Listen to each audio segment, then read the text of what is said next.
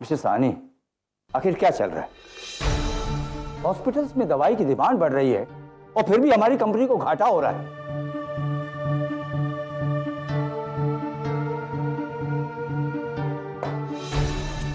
अगर ऐसे ही चलता रहा ना तो एक दिन हमारी कंपनी पूरी तरह से बंद हो जाएगी। जी सर। सर, हमें अपने कंपनी के पॉलिसीज बदलने होंगे और कंपनी में प्रॉफिट लाने के लिए कुछ नए सॉल्यूशंस ढूंढने होंगे सर। सॉल्यूशन ढूंढने पड़ेंगे, पॉलिसीज बदलनी पड़ेंगी। कौन करेगा ये सब? Mister Sahni, vice president strategy and planning, काम आपका है ये। आपको तनख्वाह किस बात की मिलती है? आप सोचिए ना, किसी ने मना किया आपको सोचने से? बताइए दादाजी।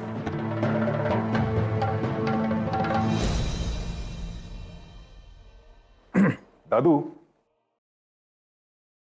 हम एलोपैथी दवाइयां तो बनाते ही हैं और बनाते रहेंगे। मुझे लगता है हमें आयुर्वेदिक और हर्बल प्रोडक्ट्स भी बनाने चाहिए। मेरे ख्याल से बहुत अच्छा रहेगा, नहीं?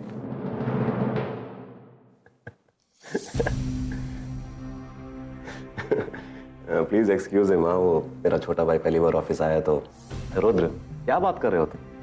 इतना मॉडर्न जमाना है, नए नए आविष्कार हो रहे हैं रोज, और तुम 100 साल पीछे जाने की बात कर रहे हैं। भैया, मैं पीछे नहीं, आगे आने की बात कर रहा हूं। दादू, हमारे देश में नहीं बल्कि विदेश में भी ये आयुर्वेदा, हर्बल प्रोडक्ट्स बहुत पॉपुलर हो गए।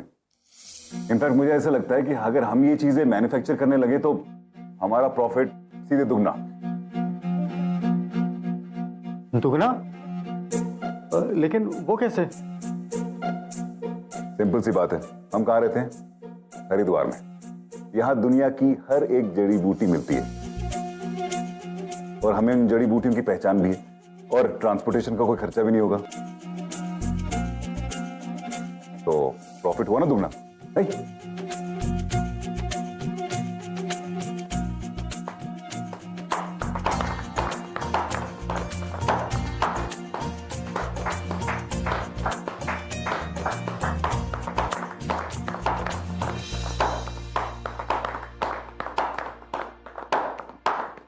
वाह बेटा वाह, तो एकदम जयराज पे गया है। अरे दादाजी,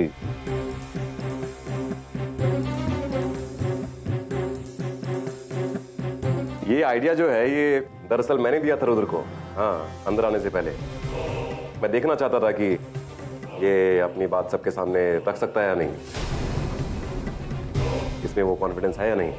तभी मैं क्रॉस क्वेश्चन भी कर रहा था इसको, आपने देखा तो चेक कर रहा था इसे, लेकिन इसमें है वो बात। But nice, good beginning. और मिस्टर साहनी, ये आयुर्वेद के बारे में आप जितनी जानकारी हासिल कर सकते हैं वो हासिल कीजिए और एक छोटी सी टीम बनाइए आप रिसर्च के लिए, और सारी की सारी रिपोर्ट मुझे ला के दीजिए। ये बिजनेस मैं जल्द से जल्द शुरू करना चाहता हूँ। Well done Rudra.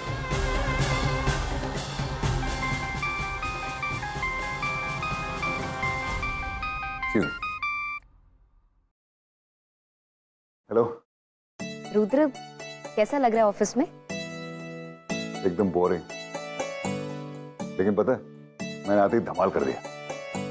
क्या गड़बड़ की तुमने? अरे गड़बड़ वाला धमाल नहीं, अच्छा वाला।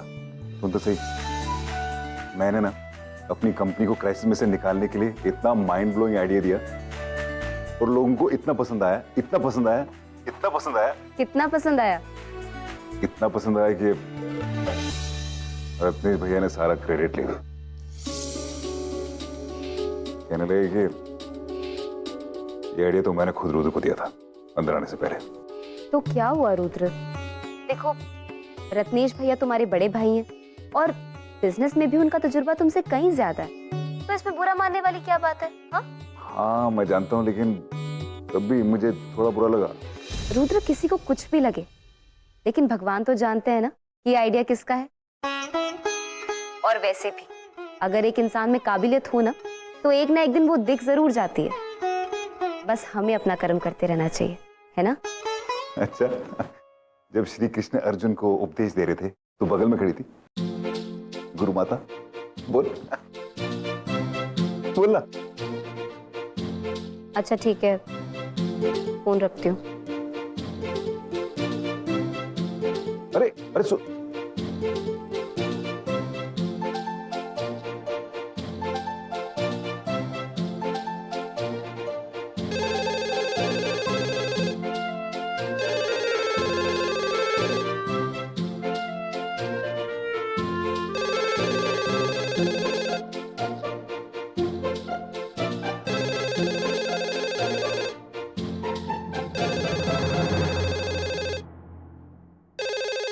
फोन बज रहा है, उठा क्यों नहीं रही है?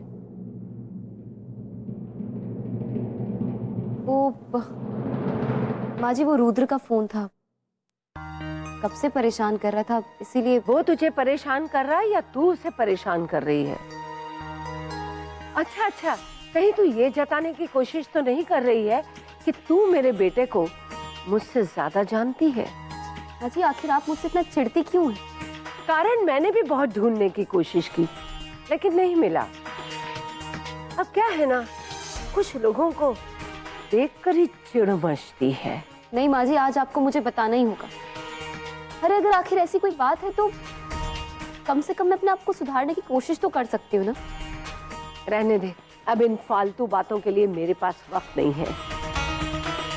एक बात सुन गौरी, तूने मेरे बेटे से शादी की है, इसका ये मतलब नहीं है कि तू उसे मुझसे छीन लेगी।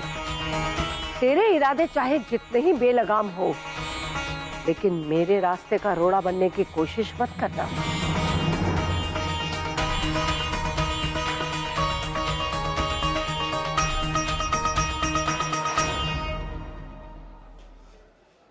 मुझे एक बात बता, तेरी शादी हो गई? अभी कहाँ हुई, सिर्फ मंगनी हुई। भाई मंगनी तक ये रखना, उसके आगे मत जाना, मैं बता रहा हूँ। शादी वादी हो गई ना, बर्बाद हो जाएगा, खत्म हो जाएगा। और उसके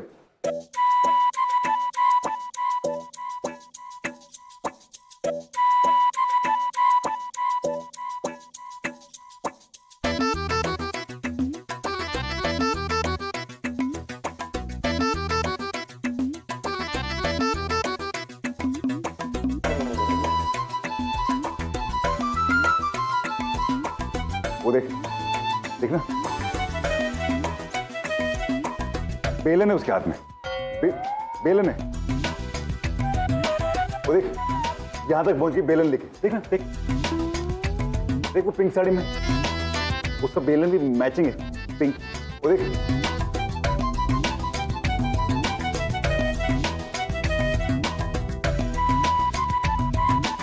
अरे देखना हमारी तरफ आ रही है ना चल के, देखना। ये देख हाथ में उठा लिया अभी, ये देख कैसे दिख रही है।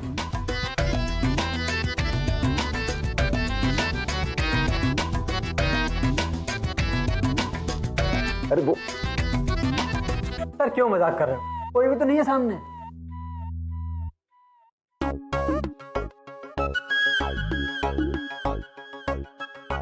ये क्या सर लगा रखा है? मैं यार यंग आदमी हूं, मुझे अपने नाम से बुलाओ, मेरा नाम रुद्र है, ठीक है? मत करते यार तुम। अच्छा मुझे एक बात बता, अगर मैं अभी इसी वक्त यहां से निकल जाऊं तो मतलब क्या हो, कुछ होगा? कुछ नहीं, जब मुझे अपनी मंगेतर से मिलना होता है ना, मैं भी ऐसे ही करता हूँ। मतलब मैं यहां से चले जाऊंगा, किसी को कुछ फर्क नहीं पड़ेगा? कुछ नहीं।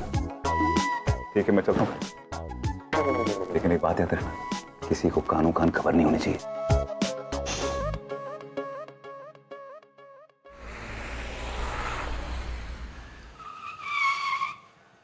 ये लो, वाओ टेस्टी। अच्छी तरह खाना। खा रहा हूँ ना।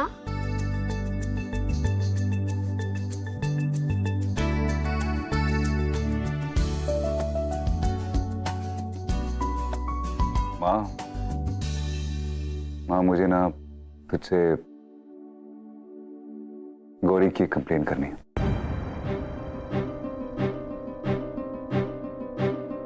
हाँ अब बोलो बेटा, क्या बात है? उसने आज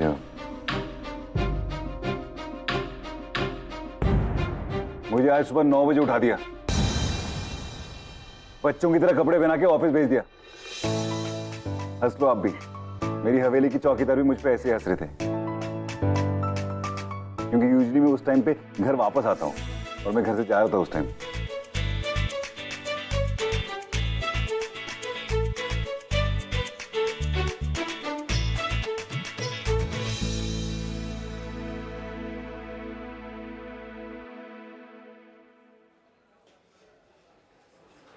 दीदी की याद आ रही है, मिलने आओगी?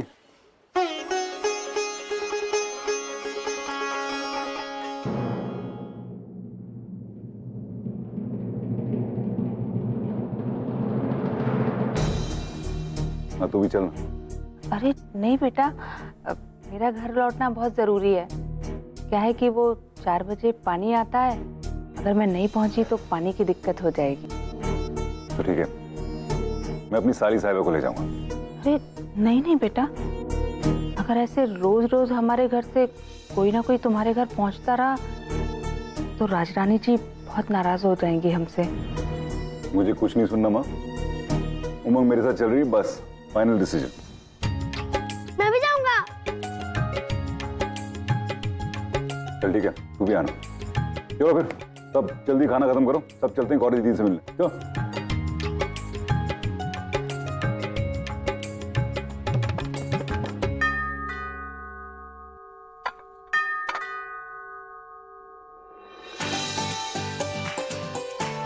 झुमरू, उमंग,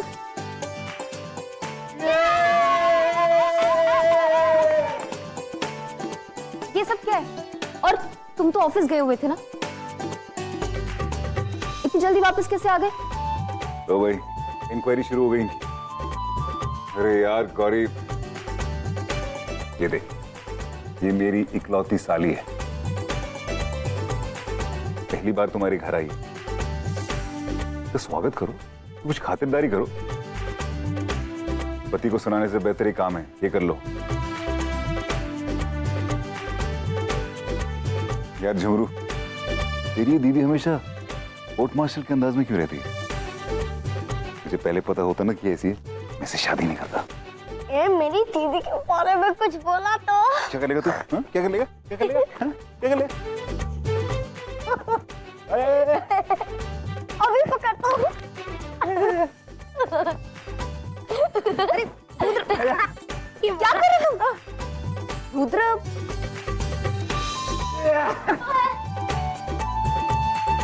झुमरू, रुद्र, अरे रुद्र, झुमरू, रुद्र, क्या कर क्या रहे हो तुम? हाँ, बचपना छोड़ो भी, आखिर तुम कब समझोगे कि इस घर के प्रति तुम्हारी भी कुछ जिम्मेदारी है जो अब तुम्हें समझनी होगी? आखिर कब तक और कौन कौन तुम्हें हाथ पकड़ के ये बताएगा कि रुद्र ऐसा करो, रुद्र वैसा करो? कब समझोगे तुम अपनी जिम्मेदारियों को? हाँ गौरी बेटा,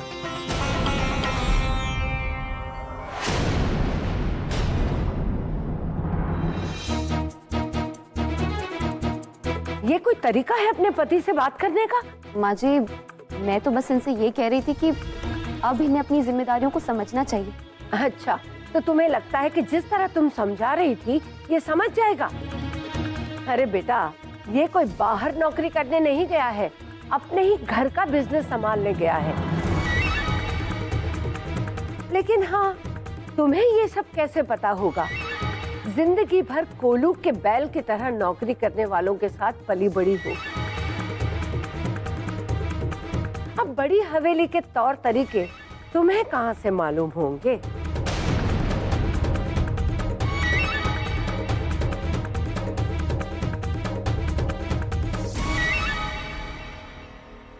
माँ, तू किसी और बात का कुछ और ही मतलब निकाल रही है।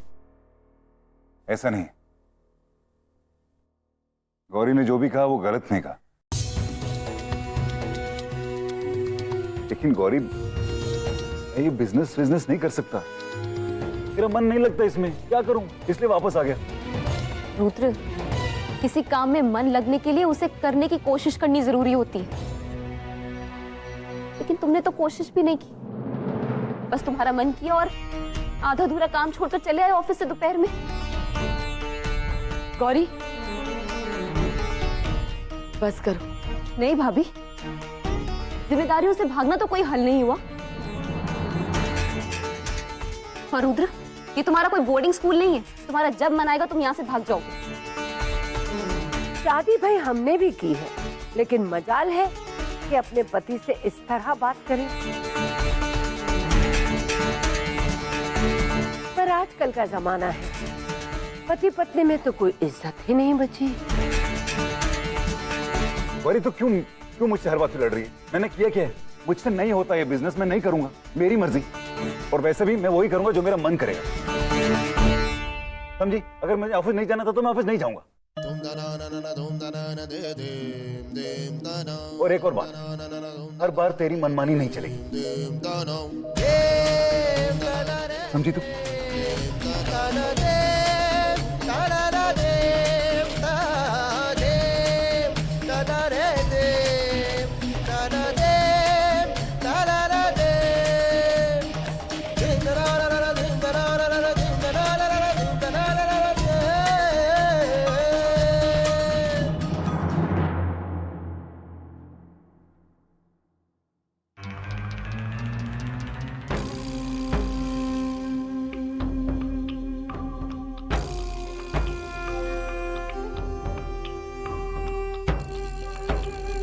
देखा गौरी, कहते हैं ना कि सूरज से आंख मत मिलाओ, तकलीफ होगी। कैसा लगा पहली बार सुन के पति की फटकार? ये तुम्हारा भीड़ वाला मोहल्ला नहीं, मेरी हवेली है, यहाँ मेरा राज चलता है। देखो केत की बहू को, वैसे ही रहो, अरे उससे कुछ शिक्षा लो, वरना आज तुम्हारे और रुद्र के बीच जो तू मैं हुई है, ये चिंगारी कब आग में बदल जाएगी तुम्हें पता भी नहीं चलेगा। गौरी, रुद्र के गुस्से को तो तू जानती है, अगर तुझे कहीं धक्के देकर हवेली से निकाल दिया तो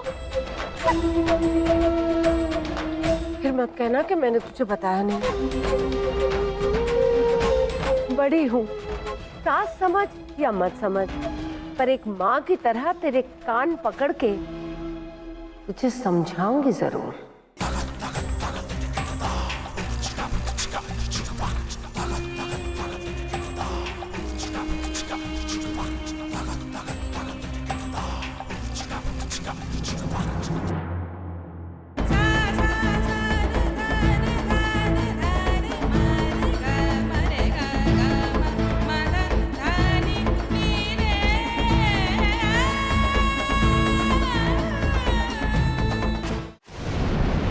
हाँ गौरी, ये सब माँ जी का ही किया करा है। माँ जी ने सब कुछ बहुत ही प्लानिंग के साथ किया है, ताकि उनका काम भी हो जाए और उन पर कोई शक भी ना करे। गौरी, शादी वाली रात भी उन्हीं के कहने पर पीहू ने देवर जी को फोन किया, और फिर पीहू की बातों में आकर देवर जी ने शराब पी और वो फैसला लिया। फिर क्या, नतीजा सबके सामने है। अभी मुझे ये समझ में नहीं आ रहा है कि माँ जी आखिर मुझे नीचा दिखाने के चक्कर में अपने बेटे को सजा क्यों दे रही हैं। मैं ऐसा नहीं होने दूंगी भाभी, बस बहुत हो गया। मैं माँ जी का ये चेहरा रुद्र के सामने लाकर रहूंगी, फिर चाहे जो भी हो जाए। गौरी, ये इतना आसान नहीं है। वैसे भी देवर जी और माँ बाबूजी के बीच का रिश्ता थोड़ा खट्टा है। अगर ऐसे में कोई तीसरा उनके बीच में आने की कोशिश भी करेगा ना, तो उनमें से किसी को भी ये बात बर्दाश्त नहीं होगी। गौरी, हम लाख इस घर को, इस परिवार को अपना मान लें, बाहर से आई हुई पराई लड़की को माँ जी कभी भी अपनों में शामिल नहीं होने देंगी। फिर तो एक ही रास्ता बचा है भाभी, हमें माँ जी को जवाब उनकी भाषा में देना होगा, उन्हीं की चाल को उनके खिलाफ चला जाए। लेकिन इसके लिए बहुत जरूरी है कि रुद्र मुझ पर भरोसा करे। मुझे ये समझ में नहीं आ रहा है कि मैं उसे कैसे राजी करूं। गौरी, कोशिश करने के अलावा हमारे पास और कोई रास्ता भी तो नहीं है। लेकिन भाभी, मैं उसे कैसे समझाऊंगी? उसे कैसे पता चलेगा कि क्या गलत है और क्या सही है?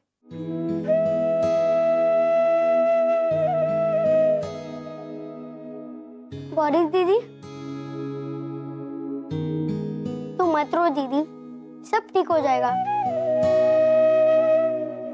तू सबका भला सोचती है तो भगवान तेरा बुरा क्यों करेगा दीदी, बता। याद है दीदी, तू मुझे और उमंग को अपनी पढ़ाई के लिए कितना डांटा करती थी, और आज हम उसी डांट की वजह से अपनी पढ़ाई में अच्छे हो गए हैं। और ऐसे ही तेरी कोशिश उस लंबू को भी सब समझा देगी दीदी। तेरा आत्मा सम्मान ही तुझे इस काम में जीत दिलाएगा दीदी।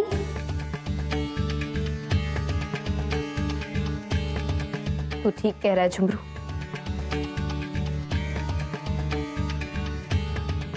कोशिश तो मैं जरूर करूंगी, फिर चाहे अंजाम जो भी हो, मैं हार नहीं मानूंगी।